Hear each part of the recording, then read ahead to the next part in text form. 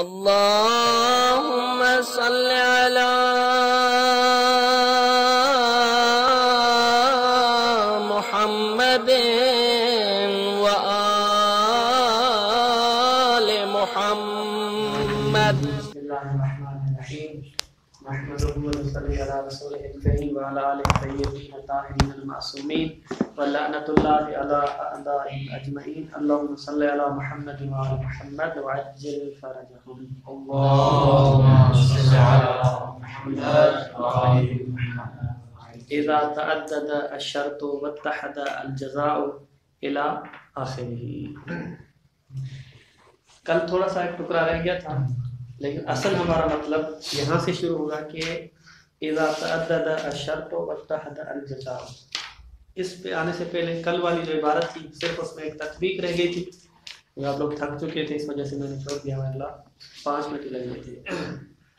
کل تک ہم نے یہ ثابت کیا کہ جملے شرطیہ مفہوم میں ظہور رکھے گا، اس کے لیے ان 3 چیزوں کا ہونا ضروری ہے. اور ان 3 میں سے جو پہلی 2 تھی، یعنی ارتباط لزومیہ بین المقدم والتالی، اور اسی طرح توقف التالی علی المقدم، یہ بالوضع ثابت کی ہم نے. ٹھیک. باقی جو تیسری چیز تھی کون سی؟ کہ مقدم سبب ہے کس کے لیے؟ تالی کے لیے، اور سبب منحصر اور مستقل ہے. اس کو ہم نے ثابت کیا تھا اطلاق کے ذریعے، اور اطلاق میں سے اطلاق مقامی تھا، نہ کہ اطلاق لفظی. مصنف کہتے ہیں ان تمام باتوں کی برکت سے ثابت ہوا کہ جملہ شرطیہ کے لیے مفہوم ہے، اس میں کوئی اشکال نہیں ہے، مگر یہ کہ اصل کیا ہوا کہ جملہ شرطیہ کے لیے مفہوم یہ ہے، مگر یہ کہ ایسا جملہ ہو کہ کوئی قرینہ آ کے وہاں اس قرینے کی برکت سے ہم اس کے ظہور کو منصرف کر دیں اور کہیں کہ یہاں پہ ظہور نہیں ہے، یعنی قرینہ آ کے ظہور کو ختم کر سکتا ہے. یا خود جملہ جو ہے جملہ شرطیہ اس بیان کے لیے آیا ہو کہ یہاں پر موضوع کس کے لیے آیا ہے؟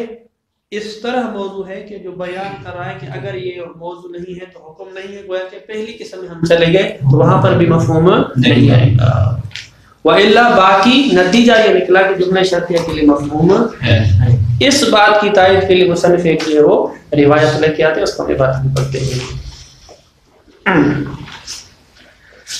وَعَلَى كُلِّ حَالٍ ان ظہور الجملۃ شرطیۃ فی المفہوم مما لا ينبغی.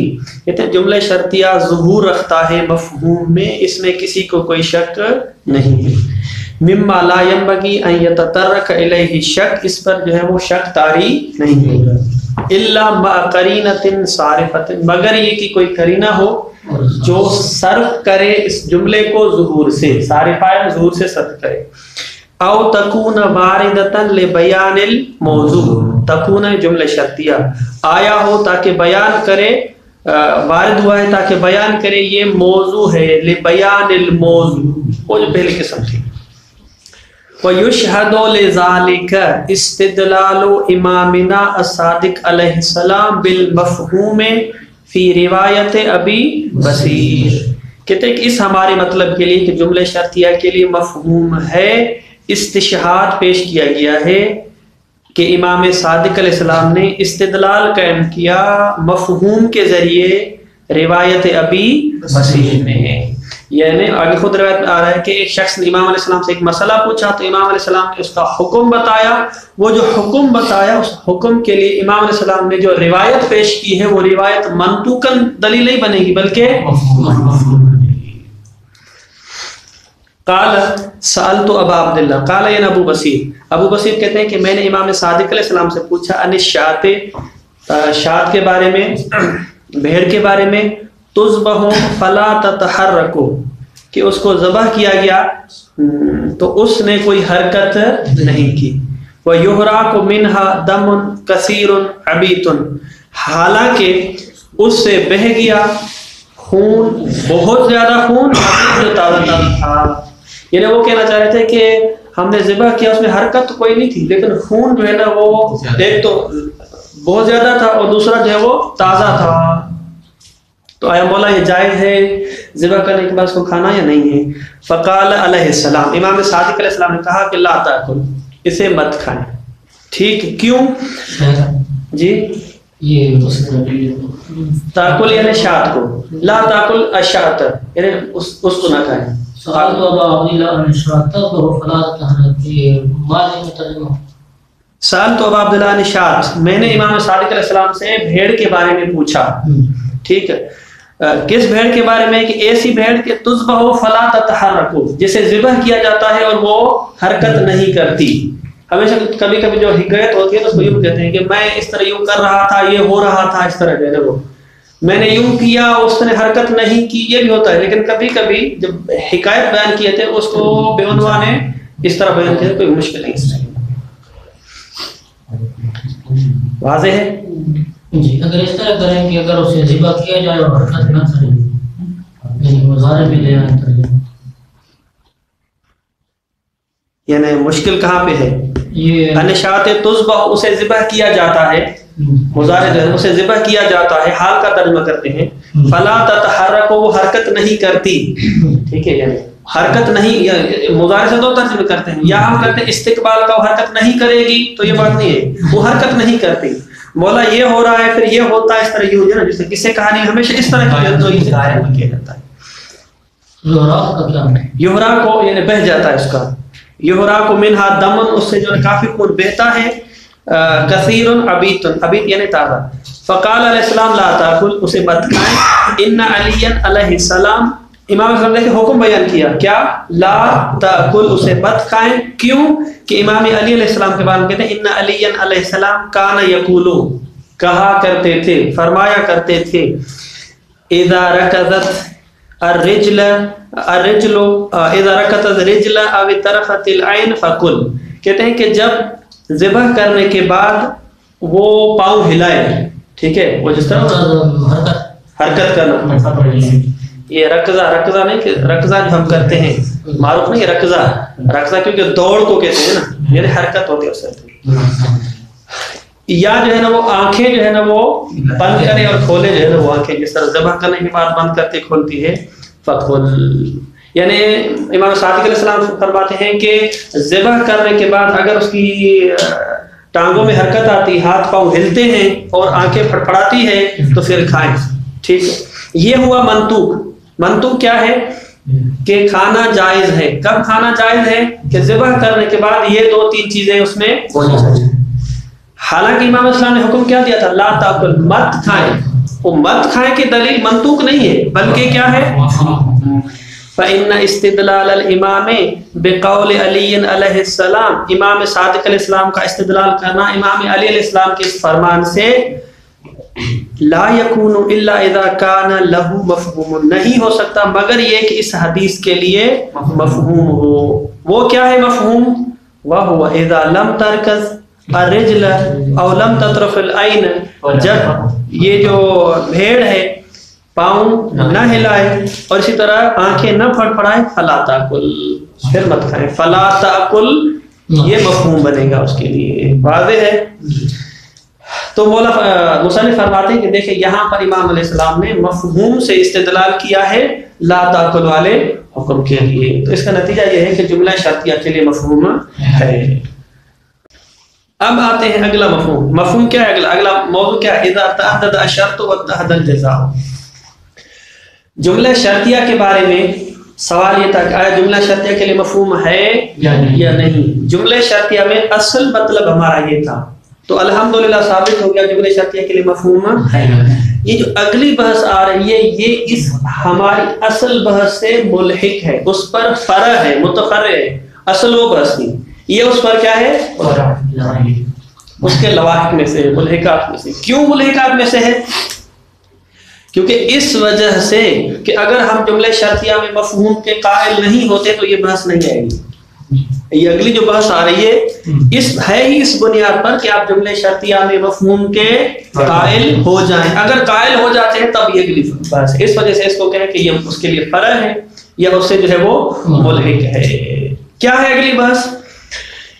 کہتے ہیں کہ ہمارے پاس دو جملے ہیں، ہمارے پاس 2 جملے ہیں یا ایک جملہ ہے؟ نقطہ یہ ہے کہ اس میں شرطیں 2 ہیں، جزا 1 ہے. شرط متعدد ہیں، 2 ہیں، 3 ہیں، 4 ہیں، لیکن جزا جو ہے وہ 1 ہے.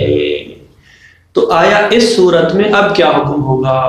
کہتے ہیں کہ فرض کرتے ہیں، آپ جو ہے نا ہمیں ٹینشن میں نہ دے دیں، کہتے ہیں ایک مرتبہ وہ جو جزا ہے، ٹھیک ہے، مثال تعبیر شاید صحیح ہو یا صحیح نہ ہو، خاتون ایک ہے، شادی کرنے والے 3-4 ہیں، اب کیا کیا جائے؟ اس وجہ سے اس مقام سے مناسب نہیں ہے. مصنف کہتے ہیں کہ دیکھیں یہاں پر 2 صورتیں ہیں، شرط آپ 1 سے زائد 2 ہیں، 3 ہیں، 4 ہیں، جزا جو ہے نا وہ 1 ہے. ایک مرتبہ یہ جزا قابل تکرار ہے اور ایک مرتبہ یہ جزا قابل تکرار نہیں ہے. شرط متعدد ہیں، جزا 1 ہے، وہی جزا ہے پہلی شرط کے ساتھ، پھر دوسرا جملہ آیا یا وہی جملہ ہے، شرط اور ہے، جزا جو ہے وہی 1 ہے. تو اب کیا ہوگا؟ مصنف کہتے ہیں کہ مقام تصور میں آتے ہیں، ہم کہتے ہیں کہ 2 صورتیں ہیں. جزا قابل تکرار ہے، یعنی ممکن ہے کہ اس کو تکرار کیا جا سکے، یا ممکن ہے کہ اسے تکرار نہیں کیا جا سکتا. قابل تکرار ہے، قابل تکرار نہیں، 2 صورتوں سے خالی نہیں. اب اگر آتے ہیں کہ جزا قابل تکرار ہے، ٹھیک ہے، عنوان مسئلہ یہ ہے، ٹھیک. سب سے پہلے مثال دیتے ہیں کہ ہمارے پاس یہ جملہ ہے، اذا خفی الاذان فقصر، ٹھیک ہے، آپ خود لگائیں. یہ ہے شرط، ٹھیک، اور یہ جو ہے وہ جزا ہے. دوسرا جملہ ہے اذا خفیت الجدران فقصر، ٹھیک ہے، فقصر. اب شرط ہے کہ جب آذان مخفی ہو جائے تو قصر کریں. دوسرا ہے کہ جب جدران جو ہے وہ آپ سے پوشیدہ ہو جائیں تب جو ہے وہ آپ کیا کریں؟ قصر کریں. اب یہاں پر یہ جو جزا ہے دونوں جملوں میں ایک ہی ہے. کیا ہے؟ ایک ہی. دوسرا ہمارے پاس یہ جملہ ہے کہ جب آپ مجنب ہو جائیں فغسل، ٹھیک ہے، یہی عبارت ہے. دوسری ہے اذا اجنبت فاغتسل، اذا اجنبت فاغتسل، اذا اجنبت فاغتسل، ٹھیک ہے، اجنبت فاغتسل، اذا اجنبت فاغتسل، فاغتسل. دوسرا کیا تھا؟ اذا مسست، اذا مسست میتا فاغتسل، ٹھیک ہے. اب تک آ رہے ہیں، ٹھیک. یہ 2 ہو گئی. ہمارے پاس ایک جملہ ہے کہ اس میں 2 شرطیں، آذان اور جدران کا مخفی ہونا، اور اس کے لیے ایک جزا ہے. یہ جو صلاۃ قصر ہے یہ قابل تکرار ہے، قابل تکرار نہیں ہے؟ قابل تکرار نہیں ہے، کیونکہ آپ کا وظیفہ تھا نماز پڑھے. جب آپ نے قصر کر دی نماز تو اب دوبارہ جو ہے نا وہ آپ کا وظیفہ ساقط ہو گیا، نماز جو ہے وہ جو آپ کا وظیفہ ختم ہو گیا، قابل تکرار نہیں ہے. تو یہاں پہ یہ قابل تکرار نہیں ہے. لیکن یہاں پر کہ آپ جب مجرم بنے تو غسل کریں، ٹھیک ہے، اور جب آپ مس میت کریں تو غسل کریں. غسل ایک ایسی چیز ہے جو قابل تکرار ہے. اب یہاں پہ آپ نوٹ رکھیں کہ جو جزا ہے قابل تکرار ہے، ایک مرتبہ خارج کے اعتبار سے تکویناً قابل تکرار ہے، ایک مرتبہ اس کا تکرار شریعت کے اعتبار سے. شریعت کہتی ہے قابل تکرار ہے یا شریعت کہتی ہے قابل تکرار نہیں؟ یعنی اس کا قابل تکرار ہونا ایک مرتبہ تکویناً ہے اور ایک مرتبہ تشریعاً ہے، یعنی شرعی اعتبار سے ہے. ہماری اس میں بات ہم کہتے ہیں قابل تکرار ہے تکویناً تشریعاً، اسی ہم جزا کے حساب سے دیکھیں گے. واضح ہے؟ اگر اس طرح ہو جائے تو کیا ہوگا؟ کہتے ہیں مشکل کیا ہے؟ کہتے ہیں کہ مشکل یہ ہے کہ چونکہ ہم مفہوم کے قائل ہیں. کس کے قائل ہیں؟ مفہوم کے قائل ہیں. مفہوم کے قائل ہیں. سب سے پہلے آتے ہیں یہ جو پہلے قسم کے جملے شرطیاں ہیں، اس میں اذا خفی الاذان فقصر، ٹھیک ہے، ہم مفہوم کے قائل ہیں. اس کا مطلب کیا ہوا کہ جب آذان مخفی ہو جائے تو قصر کریں، ٹھیک ہے. اس کا مفہوم کیا ہے؟ جب آزان وقفی نہ ہو تو قصر مت کرے. ٹھیک ہے. اور یہ کیا کہتا ہے یہ جملہ اذا خفی جدران فقصر، اگر جدران مخفی نہ ہو تو قصر نہ کرے. ٹھیک. اب آتے ہیں کہ یہ جملہ اس کا منطوق، آزان مخفی ہو گئی، بندہ ایک ایسی جگہ پہ جہاں پہ آزان سنائی نہیں دے رہی. ٹھیک ہے. تو منطوق کیا کہہ رہا ہے؟ آپ سے وظیفہ قصر ہے. یہ شخص جو ہے وہ یہاں پہ ہے 7 کلومیٹر کے فاصلے پہ. اس کا منطوق کیا کہہ رہا ہے؟ قصر کرے، آزان نہیں سنائی دے رہی. ٹھیک ٹھیک جی.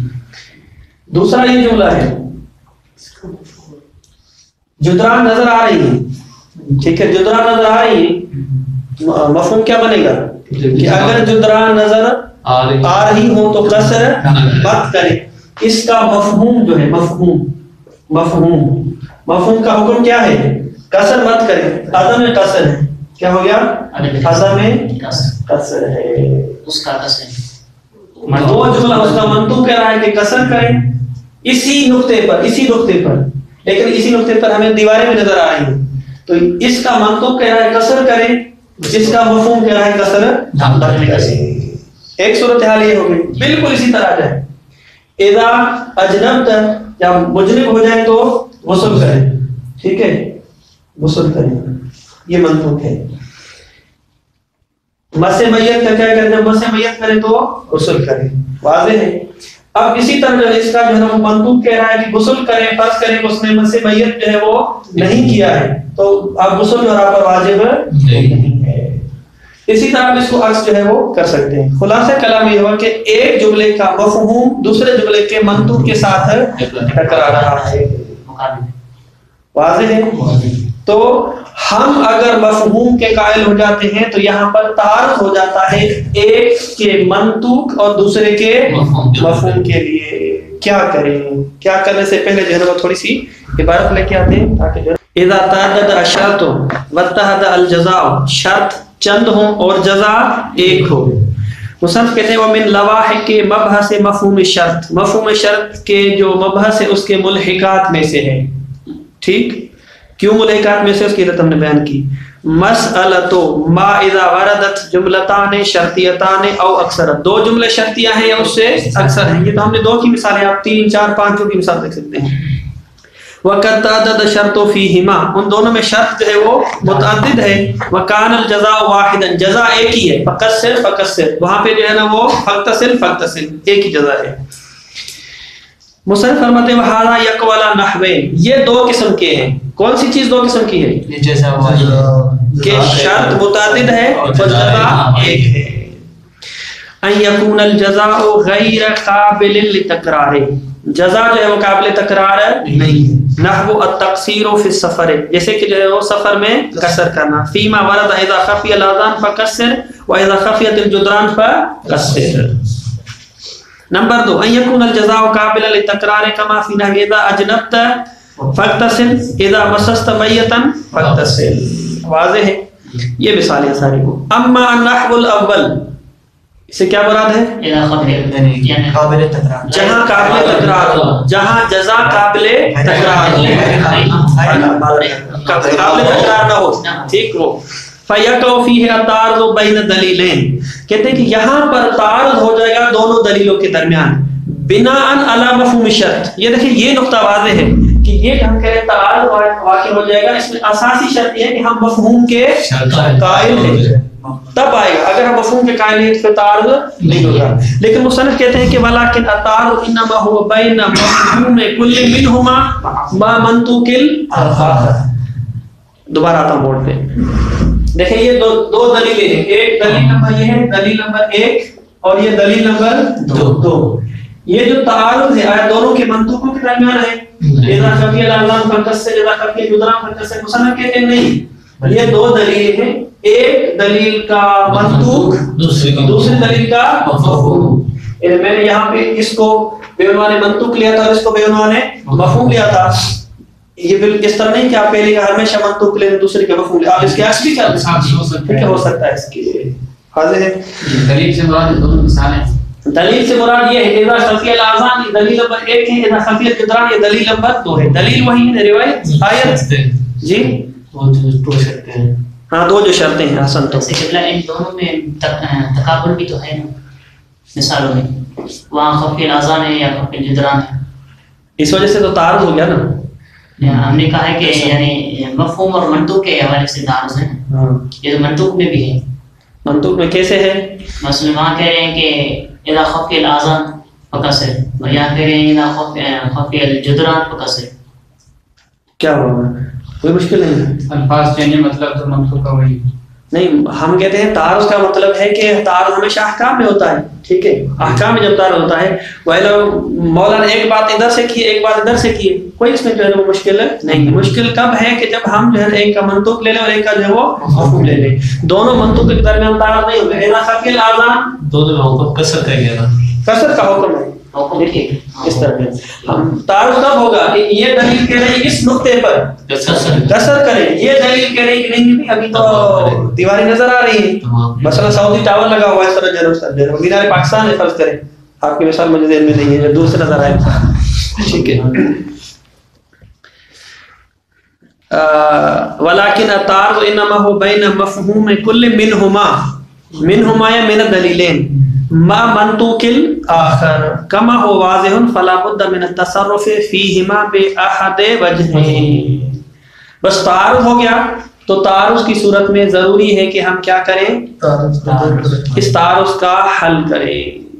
دیکھیں نا، حل سے پہلے مطلب تعارض کا واضح ہونا چاہیے. تعارض واضح ہو گیا، جھگڑا ہو گیا، پھر ہم اس کا صلح کروا لیں، وہ مسئلہ نہیں ہے. لیکن ہے جھگڑا ہوا یا نہیں ہوا، تعارض ہوا یا نہیں ہوا؟ تعارض ہوا. کیسے تعارض ہوا؟ ایک دلیل کہہ رہی ہے کہ قسم نماز پڑھے 2 رکعت، دوسری دلیل کیا کہہ رہی ہے کہ 4 رکعت پڑھے. واضح ہے. اب آ جائیں اس پہ. مصنف کہتے ہیں کہ ہمارے پاس 2 راستے ہیں، 2 راستوں میں سے جو ایک راستہ ہمیں چننا پڑے گا. سب سے پہلے آ جائیں کہ 2 راستے کیا ہیں. ٹھیک ہے، اذا خفی الاذان فقصر، اذا خفی الاذان فقصر. اور یہ جو دلیل ہے اس کا ظہور کس میں ہے؟ قصر میں. اچھا، یہ جو دوسری دلیل ہے اس کا ظہور بے اعتبار مفہوم، یعنی اس کے پاس بھی ایک ظہور ہے، ظہور لیکن ظہور منطوقی ہے، منطوقی. ٹھیک ہے، اس کے پاس بھی ظہور ہے دوسری دلیل کے پاس، لیکن یہ کیا ہے؟ مفہومی ہے. واضح ہے. ٹھیک، یہ نقطہ رکھے ہوئے ہیں، پھر آگے آتے ہیں. دونوں کے پاس دونوں جی دونوں کے پاس دونوں ہیں. الٹ بھی کر سکتے ہیں نا. ہاں الٹ کر سکتے ہیں نا. ہم چونکہ سمجھانے کے لیے ایک سائڈ لے رہے ہیں، وَإِلَّا عکس کر دیں، اس کو منطوق دے دیں، اس کو مفہوم دے دیں، وہ کوئی مشکل نہیں. صرف جو ہے ہم سمجھانے کے لیے جو ہے لے کے آ رہے ہیں. واضح ہے. اس کو بار پڑھیں پھر تاکہ جو ہے مطلب واضح ہو جائے. فلا بد من التصرف فیہما بأحد وجہین، فیہما یعنی فی دلیلین، بأحد وجہین. تصرف کی 2 ہمارے پاس صورتیں ہیں، ان میں سے کوئی ایک صورت ہمیں اختیار کرنی ہوگی. الوجہ الاول ان نقید کل من الشرطین من ناحیت ظہورہما فی الاستقلال بسببیت ذلك ظہور الناشی من الاطلاق كما سبق الذي يقابل التقييد بالعطف بالواو فيكون الشرط في الحقيقة هو المركب من شرطين وكل منهما يكون جزء السبب والجملتان تكون حينئذ الى اخره. پہلا ہم تصرف کیا کریں گے؟ پہلا ہم تصرف یہ کریں گے کہ وہ جو اذا خفی الاذان فقصر ہے اور دوسری طریقے اذا خفی الجدران. پہلا ہمارے پاس طریقہ یہ ہے کہ ہم شرط کو کہیں کہ یہ جو شرط ہے اذا خفی الاذان، ٹھیک ہے، اس کا ظہور کس میں ہے؟ کہ یہ جو آذان کا مخفی ہونے والی شرط ہے یہ مستقل شرط ہے، اس کا ظہور اس میں ہے نا. کل ہم نے یہ ثابت کیا تھا کہ آیا یہ ایک ہی شرط ہے مستقل یا آدھی شرط ہے، آدھی چیز کوئی اور ہے، تو ظہور کس بات میں تھا؟ دوبارہ کل کے درس میں ہم نے کیا کہا تھا کہ یہ جو سبب ہے یہ سبب منحصر بھی ہے اور سبب مستقل بھی ہے. اذا خفی الاذان اس کا ظہور کس میں ہے کہ یہ جو آذان ہے یہ شرط مستقل ہے، یہ کیا ہے؟ شرط مستقل ہے. اس کا مطلب ہے کہ یہ وحدہ کافی ہے اس قصر والے حکم کے لیے. یہ کافی ہے کہ جب جو ہے نا وہ آذان مخفی ہو جائے، یعنی قصر والے حکم کے لیے یہ شرط مستقل ہے. اس جملے کا ظہور اس بات میں ہے. صحیح ہے. اب ہم آتے ہیں اس ظہور میں کیا کرتے ہیں؟ تصرف کرتے ہیں. جملے کا ظہور کس بات میں تھا؟ کہ اذان والی شرط مستقل ہے. ظہور تھا اس میں. ہم اس ظہور میں تصرف کرتے ہیں اور کہتے ہیں کہ نہیں، یہ جو اذان ہے یہ شرط مستقل نہیں بلکہ جزء شرط ہے. جزء شرط کا مطلب ہے کہ کوئی اور چیز بھی ہے جو اس کے ساتھ ملے گی تب یہ قصر والے حکم کے لیے سبب بنے گی. تو نتیجہ نکلا کہ اس کا دوسرا جز کیا ہے؟ خفیہ الجدران. یہ جز ہے. ٹھیک ہے. اب یہ دونوں مل رہی ہیں کہ جب آذان مخفی ہو جائے اور جدران مخفی ہو جائے تب یہ تعلیق ہوگا. اس کا مطلب یہ ہے کہ ہم نے جو ہے وہ تصرف کیا اس کے ظہور میں کہ یہ جو ہے وہ مستقل شرط نہیں. اسی طرح اس کے ظہور میں بھی تصرف کیا اور کہا کہ یہ مستقل شرط نہیں ہے. گویا کہ مولا نے کہا تھا ایک جو ہے یہ جملہ یوں ہے، اذا خفی الاذان والجدران. دو جملے مل کے ایک بنتے تھے کہ جب آذان بھی نہ سنائی دے اور دیواریں بھی نظر نہ آئے تب قصر کریں. تو لہذا اب کوئی ٹکرار نہیں. اس کا مضمون کیا ہے؟ آپ اگر ایک ایسے نقطہ پہ ہیں، یہ 7 نمبر نقطہ، اس نقطے پہ ہیں جہاں پر آذان جو ہے وہ مخفی نہیں ہے، ٹھیک ہے، یا جدران مخفی نہیں، کوئی ایک بھی اگر چلی جائے تو وہ ہے کہ مرکب حاصل نہیں ہوگا نا. جب مرکب حاصل نہیں ہے تو اس کا مطلب ہے کہ یہاں پہ قصر نہیں ہے. تو یہاں پر ہم نے تصرف کیا ہے. کس چیز میں تصرف کیا؟ یہ نقطہ ہم آ رہے ہیں تعارض کو ختم کرنے کے لیے کیا کام کر رہے ہیں؟ وہ جو جملے شرطیہ ظہور رکھ رہا تھا کہ یہ اذا خفی الاذان، آذان والی شرط مستقل ہے، اسی طرح وہ جو جملہ خفی الجدران یہ والی شرط مستقل ہے. اس ظہور فی الاستقلال میں ہم نے تصرف کیا اور کہا یہ مستقل نہیں ہے بلکہ جزء شرط ہے. جب جزء شرط ہے تو گویا کہ مل کے تو لہذا تعارض ہے وہ ختم ہو گیا. تعارض واضح ہے. ایک ہمارے پاس یہ ہے، ایک ہمارے پاس آیا یہ ہے کہ ہم ظہور نقطہ لکھ لیں. ہم جو تصرف کر رہے ہیں وہ تصرف کس نقطے پر ہے؟ تصرف فی ظہور الاستقلال. استقلال میں جو اس کا ظہور تھا کہ یہ شرط مستقل ہے، الگ سی آذان یہ شرط مستقل ہے، اس جملے میں جدران یہ شرط مستقل ہے. ہم نے تصرف کر کے کہا کہ نہیں یہ شرط مستقل نہیں بلکہ جزء شرط ہے. ایک ہمارے پاس راستہ یہ ہے. ٹھیک.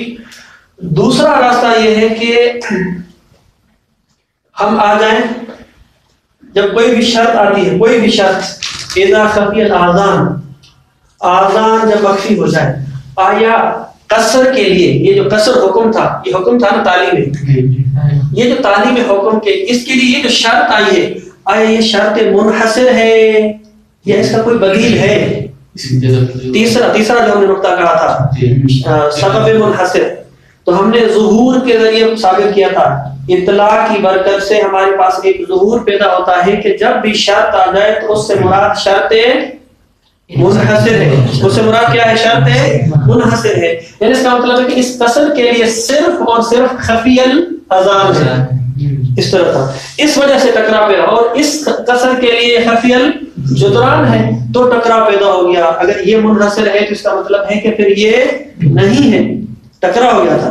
اگر ہم اس انحصار والے جو ظہور تھا اس میں تصرف کرتے ہیں، یعنی دونوں مستقل ہیں خود. دیکھیں مستقل والی بات یہاں پہ اس کا چیپٹر ختم ہو گیا، مستقل والا چیپٹر ختم ہو گیا. اب تعارض کیسے ہو رہا ہے؟ تعارض وجہ سے ہو رہا ہے کہ دیکھیں اذا خفی الاذان قصر کا حکم جو ہے وہ خاص ہے کس کے ساتھ؟ آذان کے مخفی ہونے کے ساتھ. واضح ہے. اس کا مطلب کیا ہے کہ بھائی یہ جو قصر ہے کسی اور مورد میں نہیں ہوگی، فقط اس اذان کے مخفی ہونے میں ہوگی، اس اذان والے حکم میں. ہم آتے ہیں کہتے ہیں یہ جو جملہ کہہ رہا تھا کہ اذا خفی، اس میں ظہور ہے کہ یہ شرط اس کے لیے مستقل ہے، یہ شرط اس کے لیے مستقل ہے، منحصر ہے. ہم آ کے تصرف کرتے ہیں، کہتے ہیں کہ نہیں یہ جو ظہور ہے یہاں پہ خراب ہو جاتا ہے، بلکہ ہم کہتے ہیں کہ نہیں، اذا خفی الاذان، اس کا ایک اور بدیل بھی ہے، اس کا اور بدیل ہے، وہ کیا ہے؟ آذان اگر آپ کو مخفی نہیں ہوتی ہے، جدران مخفی ہو جاتی ہے، جدران مخفی نہیں ہوتی، آذان مخفی ہو جاتی ہے، اس کے جو ہے بدیل میں ہے تو پھر وہاں پر کسر ہو سکتی ہے. واضح ہے؟ کسر نہیں ہوگی، ایک موجود ہے شرط، ایک نہیں ہے تو کسر نہیں ہوگی. اب دیکھیں نا، فرض کریں کہ ہاں اذا خفی الاذان شرط ہو گیا ہے کسر کے لیے، اذا خفی الاذان کیا کریں گے؟ کسر. ٹھیک ہے. دوسرا ایسا مورد ہے کہ یہ جو خفی الجدران کسر ہو گیا. اب ایسے مورد پہ پہنچتے ہیں جہاں پر جو ہے نا وہ اذان بھی جو ہے ادھر ہے اور جدران بھی مخفی ہے، تو پھر اب کسر کس وجہ سے؟ کہتے ہیں کہ جو پہلے مخفی ہوا ہے اس کو دیں گے، اگر ایک ساتھ مخفی ہوئے تو پھر کسی کی طرف بھی ہم نسبت دے سکتے ہیں. واضح ہے؟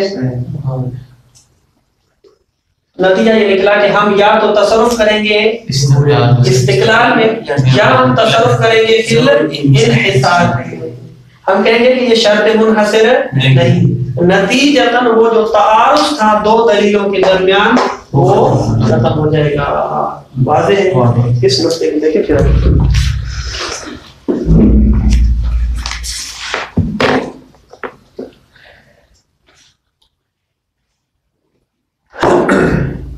الوجہ الاول ان نقید کل من الشرطین، کہ ہم مقید کریں، قید لگائیں دونوں شرطوں میں سے ہر ایک کو من ناحیت ظہورہما فی الاستقلال بسببیت، کہ یہ جو دونوں شرطیں تھیں اذا خفی الاذان اور اذا خفی الجدران، یہ دونوں شرطیں تھیں، اس کو ہم مقید کر رہے ہیں من ناحیت ظہورہما، کہ یہ دونوں شرط ظہور رکھ رہی تھیں کس چیز میں؟ فی الاستقلال بسببیت، کہ ہر ایک سبب مستقل ہے. ہم اس بات کو مقید کر رہے ہیں کہ نہیں سبب مستقل نہیں ہے. ذالک ظہور الناشی من الاطلاق، یہ جو ظہور تھا کہاں سے پیدا ہوا تھا؟ اطلاق سے، کما سبق. الذی یقابلہ التقیید بالعطف بالواو، اس کے مد مقابل یہ تھا کہ مستقل نہیں ہے بلکہ یہ سبب عطف ہے واو کے ذریعے، مستقل نہیں ہے بلکہ اس کے ساتھ کوئی اور چیز بھی ہے جو عطف ہے واو کے ذریعے. فیکون الشرط فی الحقیقت هو المرکب من شرطین، حقیقت میں اس حکم کے لیے جو شرط ہے وہ شرط مرکب ہے دو شرطوں سے. وکل منہما یکون جزء سبب، تو دونوں مل کے جو ہے وہ جزء سبب ہے، آدھا سبب وہ آدھا سبب یہ، ایک جزء وہ ایک جزء یہ. والجملتان تکونان حینئذ، اور دونوں جملے حینئذ جب ہم نے تصرف کیا اس کے ظہور میں، کجملۃ واحدۃ، گویا کہ دو جملے نہیں بلکہ ایک جملہ بن گیا. مقدمها المرکب من شرطین، وہ ایک جملہ ہے کہ جس کا مقدم مرکب ہے دو شرطوں سے. اذا خفی الاذان والجدران، اذا خفی الاذان والجدران، یہ ہے اس طرح بأن یکون مؤداہما ہاکذا اذا خفی الاذان والجدران معا فقصر. واضح ہے؟ وربما یکون ہاتین الجملتین معا حینئذ مفہوم واحد، تو اس دونوں جملوں کے لیے ایک ہی مفہوم بنے گا. وہو انتفاع الجزاء عند انتفاع الشرطین معا، دونوں شرطیں چلی جائیں، آذان بھی نہیں سنائی دے رہی اور دیواریں بھی نظر نہیں آ رہی، تو او احدہما، یا ان میں سے ایک بھی چلا جائے پھر بھی مفہوم ہو جائے گا. کما لو کان جملۃ واحدۃ، گویا کہ ایک جملہ تھا، ایک جز جانے سے مرکب چلا گیا، مرکب چلا گیا تو پھر اس کے لیے مفہوم ہوگا، صلاۃ تام ہوگی. واضح ہے؟ الوجہ ثانی، دوسری وجہ ہے ان نقیدہما من ناحیت ظہورہما فی الانحصار. ان نقیدہما، ہما کے لیے کہا جا رہی ہے یہ دونوں شرطوں کو ہم مقید کر رہے ہیں ظہورہما فی الانحصار، چونکہ ان کا ظہور تھا، یہ ظہور رکھ رہی تھی کس میں؟ انحصار میں، ہم اس کو مقید کریں گے. ذالک ظہور الناشی من الاطلاق، یہ ظہور جو ہے وہ پیدا ہو رہا تھا اس اطلاق سے، المقابل لتقیید بأو، جو کس کے مد مقابل تھا؟ اس تقیید کے جو او کے ذریعے بیان کی جاتی. اذا خفی الاذان او الجدران، وہاں پہ اذا خفی الاذان والجدران، یہاں پہ او کے ذریعے. وحین اذن جب ہم تصرف کر رہے ہیں ناحیت ظہور فی الانحصار کے عنوان سے، یکون الشرط احدہما علی البدلیت، تو شرط جو ہو جائے گی ان میں سے ایک ہو جائے گی لیکن علی البدل، آذان مخفی ہو جائے تب بھی کام چلے گا، نماز کا اثر پڑے، اور اسی طرح جدران مخفی ہو جائے تب بھی جو ہے وہ ان میں سے کوئی ایک بھی، کوئی ٹینشن نہیں ہے۔ آپ یہ سوال کر رہے تھے کہ بھائی اگر آذان مخفی ہے لیکن جدران مخفی نہیں ہے، کہتے ہیں کوئی مسئلہ نہیں، ایک بندہ تو ہے نا، اس طرح کہتے ہیں کہ بھائی ایک بندہ ہے، اس سے کام ہمارا چل جائے گا۔ وحينئذ يكون الشرط احدهما على البدلية او الجامع بينهما على ان يكون منهما مصداقا له، یہ یہاں پہ ایک نقطہ ہے، یا تو علی البدل اس کو لے لیں، کہیں کہ اذا خفی الاذان او الجدران، اس طرح بنے گا فقصر، یا جو ہے ہم کہہ رہے ہیں کہ نہیں، ان دونوں کا ملا کے ایک ہم جامع بیان کرتے ہیں۔ کیا بیان کرتے ہیں؟ جامع۔ وہ جامع جب متحقق ہوگا تب بھی جو ہے وہ حکم قصر آئے گا۔ جامع ہو سکتا ہے، جامع عقلی ہو سکتا ہے، جامع عرفی ہو۔ جامع عرفی مثلا کیسے، مان حنفی مثال میں کیسے بنائیں گے؟ اذا خفی الاذان اور خفی الجدرانوں میں جامع کیسے بنائیں گے؟ ایک جامع جامع کرتی ہے، دوسرا عرفی۔ جامع کا مطلب ہوتا ہے کہ آپ ایک ایسی عبارت پیش کریں کہ جس کے اندر دونوں آ جائیں، جامع اس کو کہتے ہیں، دونوں آ جائیں۔ وہ کیا ہے؟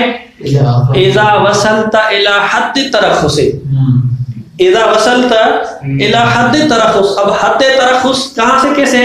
آذان مخفی ہو جائے تب بھی حد ترخص ہے، جدران مخفی ہو جائے تب بھی حد ترخص ہے۔ گویا کہ ہم ایک جامع پیش کر رہے ہیں، اس جامع کے دو فرد ہیں۔ یہ جامع حد ترخص کب متحقق ہوگا؟ یا تو اذان والے فرد میں، یا جو ہے وہ جدران والے فرد میں، کوئی مشکل نہیں۔ او الجامع حينئذ يكون شرط احدهما او الجامع، اس احد پہ عطف ہے، او الجامع بینهما ان دونوں شرطوں کو، الا يكون منهما مصداقا له، اس جامع کا مصداق اس جامع کا فرد بنے۔ وذلك حينما يمكن فرض الجامع بينهما، مصنف کہتے ہیں یہ جامع والی صورت، یعنی یہ جو تیسری صورت ہے، مستقل منحصر پھر بدلیت کی بات کی طرف تیسری جو بات کی، کہتے ہیں یہ اس صورت میں کہ جامع فرض کرنا ممکن ہو، یعنی یہ جو دو فرد ہیں، دو شرطیں ہیں، یہ بالکل آپس میں نقیض نہ ہو۔ نقیض ہو تو اس کے لیے کوئی جامع بنے گا؟ نہیں بنے گا۔ ممکن ہو اس کے لیے جامع فرض کرنا، مصنف کہتے ہیں ولو عقلا ممکن نہیں، عرفی اعتبار سے، تسامحی اعتبار سے، جیسا کہ ہم نے حد ترخص بنایا ہے تو بھی مشکل نہیں ہے۔ وذلك حينما يمكن فرض الجامع بينهما ولو كان عرفيا، یعنی ولو كان الجامع عرفيا۔ مصنف نے کہا یہ دو راہ حل ہیں ہمارے پاس۔ کتنے راہ حل ہیں؟ دو راہ حل ہیں ہمارے پاس۔ یہ جو دو راہ حل ہیں، ان دو راہ حل میں سے، دو راستوں میں سے کس راستے کو اختیار کریں؟ دیکھیں تعارض واقع ہو گیا جی، آ جائیں شروع سے، آ جائیں میرے ساتھ رہیں، شروع سے آ جائیں۔ شروع میں مطلب کیا تھا؟ شرط متعدد ہیں اور جزا ایک ہے۔ مصنف کا دو صورتیں ہیں، یا جزا قابل تکرار نہیں ہے یا قابل تکرار ہے۔ اب ہم پہلے کس نقطے پر ہیں کہ جزا قابل تکرار نہیں، جزا قابل تکرار نہیں ہے تو لہذا تعارض ہو گیا نا۔ پہلی دلیل کہہ رہی ہے قصر والا حکم جو ہے وہ جاری ہوگا، دوسری دلیل کا مفہوم کہہ رہا ہے کہ قصر والا حکم جاری نہیں ہوگا۔ ایک دلیل کا منطوق دوسری دلیل کے مفہوم کے ساتھ تعارض کر رہا تھا، تو لہذا اس تعارض کا حل کیسے کیا جائے؟ مصنف کہا آپ اس تعارض کو حل کرنے کے لیے ہمارے پاس دو راستے ہیں۔ یہ جو دو شرطیں ہیں، ان دونوں شرطوں میں ان کے دو دو ظہور ہیں جی۔ ایک ظہور ہے ہر دو کا کہ یہ شرط مستقل ہے، دوسرا ظہور یہ ہے کہ یہ شرط منحصر ہے۔ اگر ہم شرط فی الاستقلال میں تصرف کریں گے تب بھی تعارض ختم ہو جائے گا، ہم کہیں گے کہ مستقل نہیں بلکہ جز شرط ہیں، تب بھی تعارف کیا ہو جائے گا؟ ختم ہو جائے گا۔ اور دوسرا ظہور کیا تھا؟ دونوں شرطیں ظہور رکھتی ہیں کہ یہ جو ہے نا وہ منحصر شرط ہیں۔ ہم آتے ہیں، ہم تو کہتے ہیں نہیں، جو ہے نا وہ اس ظہور سے ہاتھ اٹھاتے ہیں اور کہتے ہیں کہ شرط منحصر نہیں بلکہ شرط علی البدلیت ہے۔ لہذا اگر ہم اس ظہور میں تصرف کریں گے تب بھی تعارض ختم ہو سکتا ہے.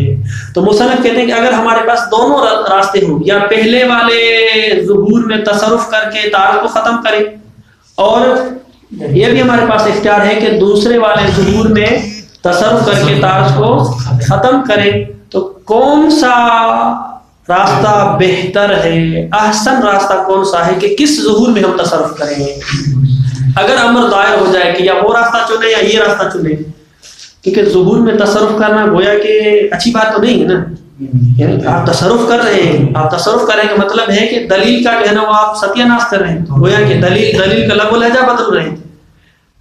تو مصنف کہتے ہیں کہ میرے نزدیک بہتر یہ ہے کہ جو دوسرا ظہور ہے، ظہور فی الانحصار، اس میں ہم تصرف کریں، نہ کہ پہلے استقلال والے میں جو ہے وہ ہم تصرف کریں. اس کو پڑھیں پھر کیوں جو ہے وہ اس کی بات. وَإِذْ يَدُورُ الْأَمْرُ بَيْنَ الْوَجْهَيْنِ فِي التَّصَرُّفِ، اور اگر امر دائر ہو جائے کہ دونوں وجہ جو تصرف کی دو وجہ ہیں ان میں سے کس میں تصرف کیا جائے، فَأَيُّهُمَا أَوْلَى، کون سا تصرف بہتر ہے؟ حل الاولا تقیید و ظہور شرطیتین فی الاستقلال، آیا جو دو شرطیں ظہور رکھ رہی تھی استقلال میں اس کو مقید کریں یہ اولا ہے، او تقیید ظہورہما فی الانحصار، یا جو انحصار میں ظہور تھا اس کو مقید کریں. کون سا بہتر ہے؟ قولان فی المسئلۃ، اس مسئلے میں جو ہے نا وہ دو قول ہیں. والاوجہ علی الظاہر هو التصرف الثانی، بہتر یہ ہے کہ ہم جو ہے وہ ثانی کو لے کے آئیں اور ثانی میں تصرف کریں.